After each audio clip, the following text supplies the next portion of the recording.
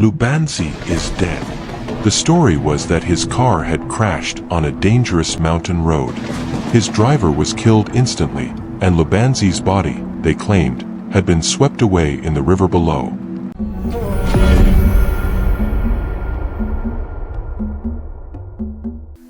In the rolling hills of the eastern Cape of South Africa, where the winds sing through the valleys and the cattle graze under the wide African sky, there lived a man named Lubanzi.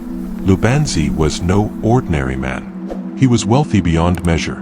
Vast lands, herds of cattle and sheep, houses in the cities, and businesses that stretched across the region. But what set Lubanzi apart was not just his wealth, it was his wisdom, generosity, and quiet strength. People said, "When Lubanzi speaks, even the elders listen." But as in many families, not everyone rejoiced in his success. Among his relatives, greed and envy grew like weeds in fertile soil, waiting for their chance to take root. And one fateful season, that chance arrived.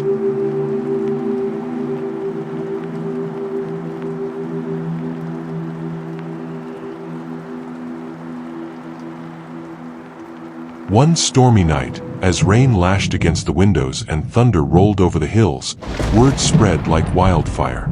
Lubanzi is dead. The story was that his car had crashed on a dangerous mountain road.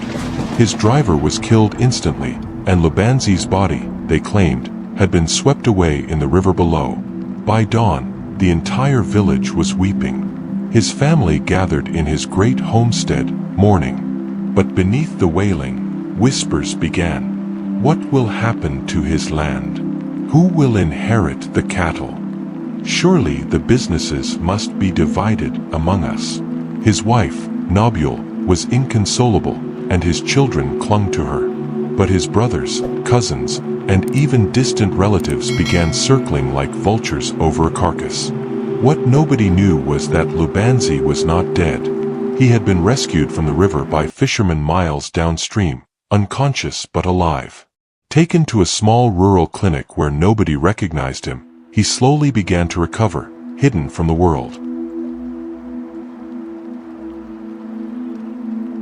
Back at the homestead, the family wasted no time. Meetings were called. Cattle were counted. Documents were forged. His elder brother, Mandla, stood and declared, "Since Lubanzi has left us, it is only right that I, as the eldest, take control of the estate. Who else can lead this family?" But his nephew, Sizwe, the son of another brother, rose to challenge him. "No, uncle. The wealth must be shared. You cannot swallow everything while we starve." The room erupted into chaos, shouting, accusations, insults. Some demanded the cattle, others the businesses, others even the houses where Lubanzi's wife and children lived. Nobule cried out, "Stop this madness. My husband is barely gone, and you fight over bones like wild dogs." But nobody listened. Greed had deafened them.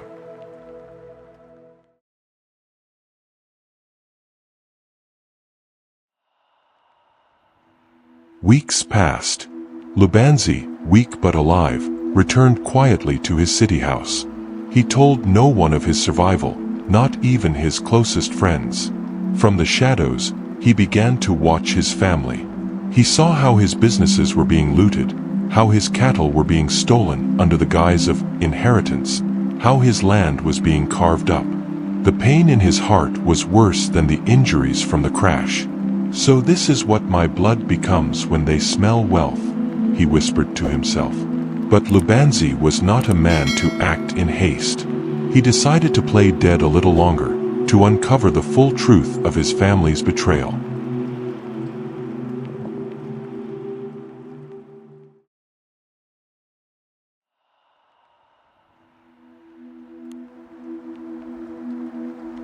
Mandla, the elder brother, grew drunk on power. He moved into Lubanzi's main homestead, sitting in Lubanzi's favorite chair, wearing his clothes, even calling himself the new lion of the Eastern Cape. But with power came arrogance. He began selling cattle cheaply, taking bribes, and even trying to claim Nobule as his second wife, an insult that sent shockwaves through the village. Meanwhile, Sizwe and other cousins plotted against Mandla, planning to seize their share by force. One night, armed with pongas, they raided the kraals and tried to drive away the cattle. Fights broke out. Blood was spilled. The once harmonious homestead became a battlefield of greed. 1 month after his death, Lubanzi returned to the village. But he did not come alone. He arrived with the police, lawyers, and respected elders from the community. The day he entered his homestead, chaos reigned. Mandla was in the middle of a shouting match with Sizwe when the door swung open. Gasps filled the air. Plates dropped. Chairs fell. It cannot be. A ghost. Lubanzi. Lubanzi stepped forward, alive, strong, his voice booming. Do not call me a ghost. I am flesh and blood. I am Lubanzi, and I have returned. Silence fell. Nobule wept with joy, rushing to embrace him. His children clung to him, crying, but the guilty ones trembled, unable to meet his gaze.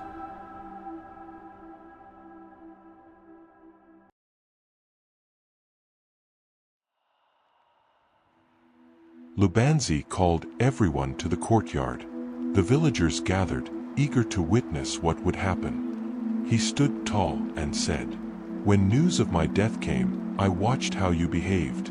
I saw who mourned truly, and who sharpened their teeth like hyenas. Instead of protecting my family, you fought over my wealth. Instead of unity, you chose greed. Do you not know that wealth built on betrayal brings only ruin?" Mandla tried to speak, stammering, "Brother, we thought you were gone. We only wished to. Lubanzi cut him off with a raised hand. "You wish to take, not to protect. And for that, you will answer." The elders, with police support, restored the estate to Lubanzi. The stolen cattle were returned.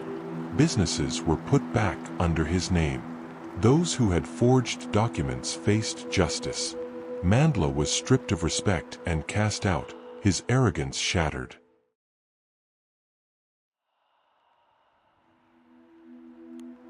When peace was restored, Lubanzi gathered his children and told them, "Remember this, my blood. Wealth is not only cattle, land, or money. True wealth is loyalty, unity, and respect. Without these, riches are ashes." And so, the name of Lubanzi lived on, not only as a wealthy man, but as a living lesson that greed destroys families, while wisdom preserves them.